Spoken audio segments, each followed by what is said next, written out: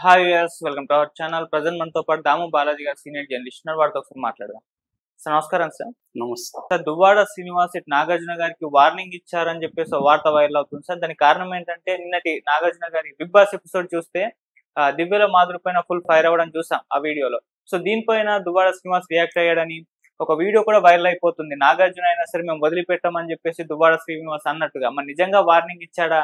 So ఏ contest లో warning ఇచ్చాడు? మరి నిన్న నాగార్జున గారు ఏమని ఫైర్ అవ్వడం జరిగింది దివ్యల మాధురి పైన?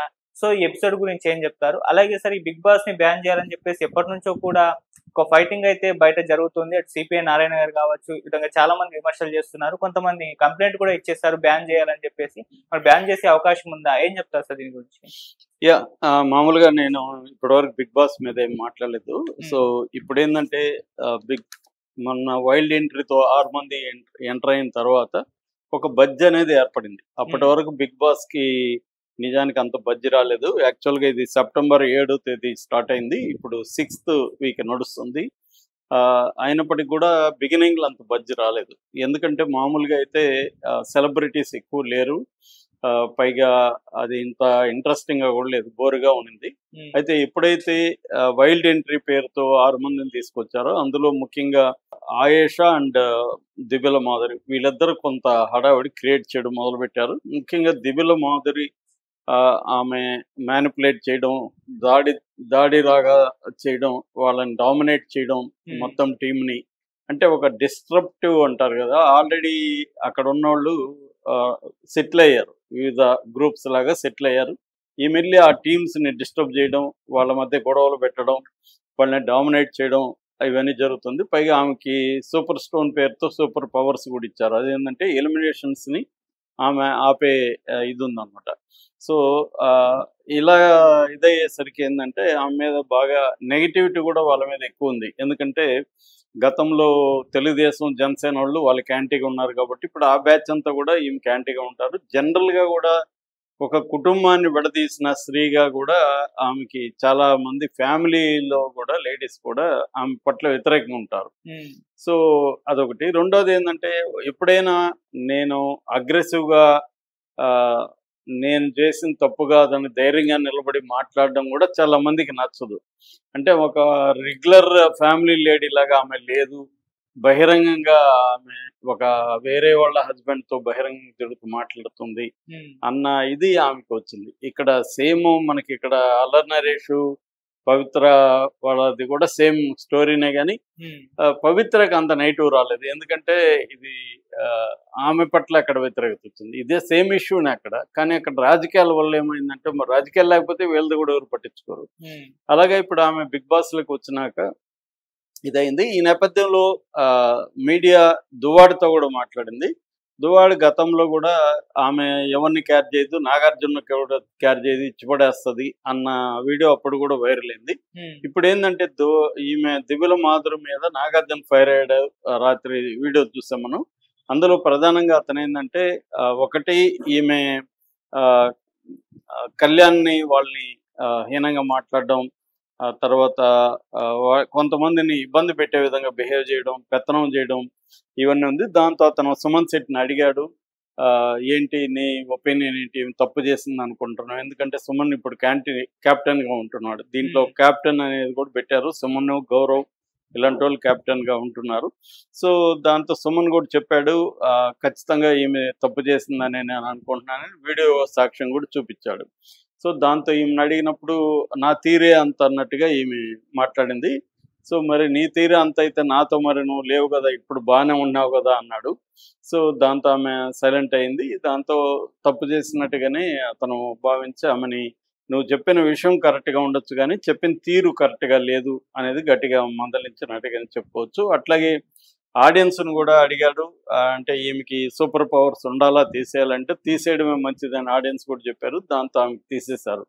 సో బేసిక్గా ఏంటంటే బిగ్ బాస్ అనే ఒక వ్యవహారం వరల్డ్ వైడ్గా ఇది యాక్చువల్గా ఇంగ్లీష్లో స్టార్ట్ అయ్యి ఇండియన్ లాంగ్వేజ్కి వచ్చింది. దీని కాన్సెప్ట్ ఏమంటే కొంతమంది సెలబ్రిటీలు, ఎందుకంటే అందరికీ సెలబ్రిటీల పట్ల ఒక అట్రాక్షన్ ఉంటుంది. వాళ్ళు పర్సనల్ లైఫ్స్లో ఎలా ఉంటారు, వాళ్ళు ఎలా బిహేవ్ చేస్తారు అనేది అందరికి ఇంట్రెస్ట్ ఉంటుంది. ఇండియాలో కూడా టైమ్స్ ఆఫ్ ఇండియా వాడు ఫస్ట్ టైము సెలబ్రిటీలని ఫ్రంట్ పేజ్ వాళ్ళ లైఫ్స్ని ఫ్రంట్ పేజీలకు తీసుకొచ్చారు. మామూలుగా పేజ్ 3 అంటారు. పేజ్ 3లో ప్రింట్లో పేజ్ 3లో సెలబ్రిటీస్ లైఫ్ వేసేవాడు.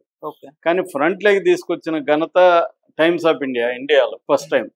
సో అంటే సెలబ్రిటీల లైఫ్ పట్ల ఉండే అట్రాక్షన్ని క్యాష్ చేసుకోవడానికి టైమ్స్ ఆఫ్ ఇండియా దాన్ని ఫ్రంట్ పేజ్లోకి తీసుకొచ్చాడు. ఇప్పుడు సోషల్ మీడియా ఇవన్నీ వచ్చేసిన తర్వాత సెలబ్రిటీల పట్ల అందరికి ఇంట్రెస్ట్ ఉంటుంది కాబట్టి వాళ్ళని ఇంకొంతమందిని యాడ్ చేసి ఒక 15 to 20 పీపుల్ అమ్మాయిలు అబ్బాయిల్ని ఒక చోట కొన్ని రోజులు ఉంచితే, ఒక 70 రోజులు ఎంతో ఉంచితే వాళ్ళ లైఫ్స్ ఎలా ఉంటాయి, వాళ్ళు ఎలా డీల్ చేస్తారు, వాళ్ళ మధ్య వచ్చే సమస్యలు ఏంటి అనేది ఇంట్రెస్టింగ్ కాన్సెప్ట్ నిజానికి ఎవరికైనా కూడా. దాంట్లో ఏమీ ప్రాబ్లం లేదు, బేసిక్ కాన్సెప్ట్లో ప్రాబ్లం లేదు. కానీ అది ఏమైపోయిందంటే రకరకాల వెర్రితలలు అంటారు కదా, ఆడియన్స్ని ఇంప్రెస్ చేయడం కోసం ఆడియన్స్కి సేమ్ చూపించిందే చూపిస్తే బోర్ కొడుతుంది కాబట్టి డిఫరెంట్ ఇవి పెట్టి దాన్ని డ్రామా చేసి ఎమోషనలైజ్ చేసి గొడవలు క్రియేట్ చేసి ఒక హంగామా చేస్తే కానీ జనం చూడట్లేదు కాబట్టి దానిలో ఒక మసాలా యాడ్ చేయడం అనేది జరిగింది. అంటే కొంతమంది ప్రేమించుకుంటారు, కొంతమంది కపులే వెళ్తారు, కొంతమంది నిజంగానే గొడవలు పడిపోతారు. అలాగా దీంట్లో 2 రకాలు ఉంటాయి. మామూలుగా ఏంటంటే ఒకటి నేచురల్గా వాళ్ళు అక్కడ ఉండడం వల్ల వచ్చే ప్రాబ్లమ్స్, రెండోది వీళ్ళు ప్లాన్ చేసి వాళ్ళకి టాస్క్లు ఇచ్చి గొడవలు క్రియేట్ చేసి మ్యానిపులేషన్స్ కూడా జరుగుతాయి అన్నమాట. బేసిక్గా ఏంటంటే దీంట్లో ఇప్పటి వరకు ఎమోషనల్ హై అయితే వచ్చింది వీళ్ళు వచ్చినాక. దాని తర్వాత స్ట్రాటజిక్ గేమ్ ప్లే కానీ లాప్స్, ఫైట్స్, స్ట్రాటజీస్ ఇవన్నీ ఇంట్రెస్టింగ్ ఉన్నాయి. ఎందుకంటే ఫైర్ స్టార్మ్ థీమ్ పెట్టారు, దాని తర్వాత డబుల్ హౌస్ పెట్టారు. దీనివల్ల ఏంటంటే క్యాప్టెన్సీ, ప్రాంక్స్, ఎమోషనల్ డ్రామా ఇవన్నీ క్రియేట్ అయితే అయినాయి అనమాట. అయితే దీని పట్ల నెగిటివ్ ఇది కూడా వచ్చింది. దీంట్లో గ్రూపిజం ఉండడం, అబ్సీనిటీ ఉండడం, అశ్లీల స్థాయిలో వెళ్ళిపోవడం, తర్వాత అగ్లీగా ప్రవర్తించడం. దీనివల్ల ఫ్యామిలీస్ ఏం నేర్చుకోవాలి? ఎప్పుడైనా మనం రెగ్యులర్గా ఉదాహరణ చూస్తే పిల్లల మీద దాని ఎఫెక్ట్ పడుతుంది. అంటే దాన్ని మామూలుగా అయితే ఒక టీంలో ఎలా ఉండాలి, టీమ్ స్పిరిట్ అంటే ఏంటి, ఒక గ్రూప్గా ఉన్నప్పుడు ఎలాంటి సమస్యలు వస్తాయి, ఎలా పరిష్కరించుకోవాలనేది నిజానికి మంచి థీమే. పిల్లలు కూడా నేర్చుకోవాలి. టీంలో పనిచేసేటప్పుడు కొంత మనం కాంప్రమైజ్ అవ్వాలి, కొన్ని చోట్ల మన అంటే ఇండివిజువాలిటీ నిలబెట్టుకోవాలి, at the same time group కోసం మనం కొన్ని వదులుకోవాలి, కాంప్రమైజ్ అవ్వాలి. అప్పుడే మనకి టీం అనేది సాధ్యం. నా ఇష్టం వచ్చినట్టే నేను ఉంటానంటే టీంలో ఉండలేరు. అట్ ద సేమ్ టైం వేరే వాళ్ళ డిమాండ్స్ తలగితే నీ ఇండివిజువాలిటీ పోతుంది.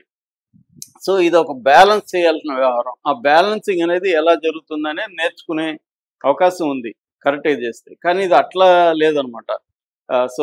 సో కాల్డ్ అబ్సీన్గా ఉండడం ఇవన్నీ ఉన్నాయి. దీంట్లో నారాయణ లాంటి వాళ్ళు వ్యతిరేకించడానికి కారణం ఏంటంటే ఆయన ఎక్స్ట్రీమ్ పోయి ఇది ఒక బ్రోతల్గా కూడా ఉన్నాడు. అది మరీ ఎక్స్ట్రీమ్. అది అలా ఒక దీంట్లో పెట్టినంత మాత్రాన అది బ్రోతల్స్గా మారిపోవడం అనేది రాంగ్. అది ఇవాళ హాస్టల్లో కూడా కో లివింగ్ పేరుతో అమ్మాయిలు అబ్బాయిలను పెట్టేస్తున్నారు హాస్టల్లో కూడా. అంటే సమాజం మారుతున్నప్పుడు అందరికి ఫ్రీడమ్ వచ్చింది. సుప్రీంకోర్టు కూడా అడల్ట్స్కి వాళ్ళు ఎవరితో ఉండాలి అనేది నిర్ణయించుకునే హక్కు వచ్చింది. కాబట్టి ఇవాళ ఉన్న కాంటెక్స్ట్లో బిగ్ బాస్లో ఈ మార్పులు రావడం అనేది ఘోరమైన విషయం అయితే కాదు. సమాజంలో ఉన్నదాన్ని రిఫ్లెక్ట్ చేస్తున్నారు. కానీ అవి ఒక్కొక్కసారి ఇబ్బందికరంగా ఉంది. రెండోది ఏంటంటే వాళ్ళు చెప్తున్నది బిగ్ బాస్ వాళ్ళు, మేమేమి మిమ్మల్ని ఫోర్స్ చేయలేదు, మీ ఇష్టం చూడొచ్చు, టాప్ చేసేయండి, చూడొద్దు, చూస్తే మంచిది, చూడకపోతే మీ ఇష్టం అనేది వాళ్ళు మాట్లాడారు. ఎందుకంటే ఇప్పుడు ఎవరిని బలవంతం చేయట్లేదు. సో ఫ్యామిలీస్ అందరూ కూడా వాళ్ళకి నచ్చితేనే చూస్తారు, నచ్చని వాళ్ళు చూడరు. దీని మీద స్కోరింగ్ కూడా పెట్టారు. ఇప్పటికైతే ఈ షోకి 10కి 7 మార్కులు వచ్చాయి, స్కోర్ 7 వచ్చింది. కాబట్టి బాగానే సక్సెస్ అవుతున్నట్టే కదా. సక్సెస్ అయిపోతే వాళ్ళే ఆపేస్తారు కదా షోని. అంటే ఇక్కడ ఏంటంటే జనం చూస్తున్నారు కాబట్టి వీళ్ళు ఆ మార్పులు చేస్తున్నారు, జనం వ్యతిరేకిస్తే చేయరు. కాకపోతే ఏంటంటే దీని చుట్టూ కొన్ని వివాదాలు చేసుకున్నాయి. ఇప్పుడు 9th సీజన్ నడుస్తుంది. 7th సీజన్లో పల్లవి ప్రశాంత్ని అరెస్ట్ చేయడం కూడా మనం చూసాము. సో అంటే ఒక్కోసారి మితిమీరిపోయి గందరగోళం ఇదయ్యి జనాల్లో లా అండ్ ఆర్డర్ సిచ్యువేషన్ వచ్చే పరిస్థితి కూడా వచ్చేసింది. సో అట్లాగే దీని మీద ఇప్పుడు నారాయణ లాంటి వాళ్ళు కేసు వేశారు. తర్వాత ఇంకొంతమంది కూడా వేశారు. డిసెంబర్ 2024లో ఆంధ్రప్రదేశ్ హైకోర్టు పిల్లిని కొట్టేసింది. అంటే ఆంధ్రప్రదేశ్ హైకోర్టు ఇదేం అసభ్యంగా లేదు, లేకపోతే ఘోరంగా లేదనేది చెప్పింది క్లియర్గా. సో ఆ రకంగా కోర్టు నుంచి కూడా వీళ్ళకి క్లీన్ చిట్ ఉంది. వీళ్ళేమి ఇల్లీగల్ యాక్టివిటీ ఏమి చేయట్లేదు. అక్కడ ఇదంతా ఏందంటే వాళ్ళ దగ్గర ఫుటేజ్ ఉంటుంది. రేపు పొద్దున కోర్టు అడిగినా ఫుటేజ్ ఇవ్వాలి కంప్లీట్గా. అక్కడ ఏమేమి జరుగుతుంది ఏంటి మొత్తం ప్రోగ్రాము డేటా మొత్తం ఇవ్వాల్సి ఉంటుంది. అందుకని వాళ్ళు అవన్నీ కూడా మెయింటైన్ చేస్తారు. కాబట్టి అట్లా ఏమీ ఉండే అవకాశం లేదు. ఓన్లీ ఏంటంటే ప్రజలకి ఇంట్రెస్టింగ్గా చూసే వాళ్ళకి ఇంట్రెస్టింగ్ కోసం కొన్ని కావాలనే డ్రామా చేయడం ఇవన్నీ అయితే చేస్తారు. అంత తప్ప ఏం లేదు. ఇప్పుడైతే కంప్లైంట్లు అయితే మొత్తం నాకు తెలిసి 4 ఇచ్చారు. రవీందర్ రెడ్డి, శ్రీనివాసు, సుకుమార్ రెడ్డి, చంద్రశేఖర్ జూబ్లీ హిల్స్లో. ఇది అశ్లీలంగా ఉంది, దీన్ని తొలగించాలని. పోలీసులు అయితే దీని మీద చర్య తీసుకునే పరిస్థితి ఉండదు. ఏమన్నా అశ్లీలము లేకపోతే పిల్లలతో ఏమన్నా చేస్తుంటే మాత్రమే పోలీసులు ఇన్వాల్వ్ అవుతారు తప్ప వీళ్ళు అన్ని పర్మిషన్లు తీసుకొని చేస్తున్నప్పుడు పోలీసులు కూడా ఇన్వాల్వ్. ఇదొక రియాలిటీ షో. అనేక రియాలిటీ షోల్లాగే దీనికి ఉండే యూనిక్ లక్షణాలు దీనికి ఉన్నాయి. సో ఈ నేపథ్యంలో మాధురి వచ్చినాక నిజానికి షోకి అయితే గ్లామర్ అయితే పెరిగింది. అంటే తిట్టుకుంటా అయినా చాలా మంది ఏంటంటే మనకున్న లక్షణం తిట్టుకుంటా అయినా చూస్తుంటారు. మాధురి అంటే నచ్చని వాళ్ళు కూడా చూస్తుంటారు ఆమె. ఎందుకంటే ఆ డ్రామా వీళ్ళకి కావాలి, అదొక రకమైన అడిక్షన్. చాలా ఫ్యామిలీస్ చూస్తుంటారు. రెండోది ఏంటంటే వేరే జబర్దస్త్ ఇవన్నీ ఓల్డ్ అయిపోయినాయి. ఇప్పుడు వేరే ఆల్టర్నేటివ్ కూడా జనాలకి ఏం లేదు ఎంటర్టైన్మెంట్. అందుకని ఖచ్చితంగా ఇది హిట్ అనే చెప్పాలి. నాగార్జునకి ఆయన వార్నింగ్ ఇచ్చాడా లేదనేది డైరెక్ట్గా అయితే ఎక్కడ వీడియో లేదు, కానీ ఇండైరెక్ట్గా చెప్పాడు. సో నాగార్జున కూడా ఇప్పుడు అనేక విషయాల్లో జాగ్రత్తగా, ఆయనకి కూడా 6వ సీజన్ కాబట్టి ఆయనకి ఎక్స్పీరియన్స్ చాలా ఉంది కాబట్టి ఆయన చాలా బ్యాలెన్స్డ్గానే డీల్ చేస్తున్నట్టుగా మనం అనుకోవచ్చు. Okay sir, thank you so much.